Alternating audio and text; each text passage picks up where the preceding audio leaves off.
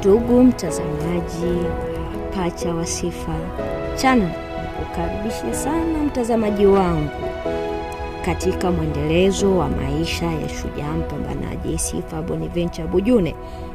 Leo hii nakuletea clip yake ya kwanza katika YouTube channel yake ambayo aliitoa baada tu ya kufungua akaunti yake ya YouTube ambayo inafahamika kwa jina la Nguvu ya Uyoga.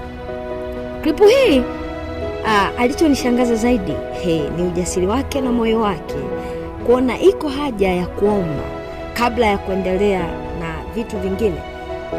Ndani ya klipu hii alikaribisha watazamaji wake, akiwakaribisha sana kwa wale wote ambao takuwa mkisikiliza kwa channel yake, lakini pia aliomba maombi akiamini ya kwamba anachokifanya, atakachokifanya kwa namna yoyote ataweza tu kwa mkono wa Mungu.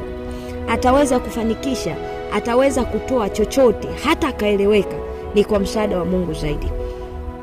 Aliomba maombi ambayo binafsi nasema ule ujasiri ambao alikuwa nao mahali popote alisimama, alikuwa haoni haya kusema, Mungu ninakushukuru kwa sababu umenisaidia, nimepona kansa ya maziwa.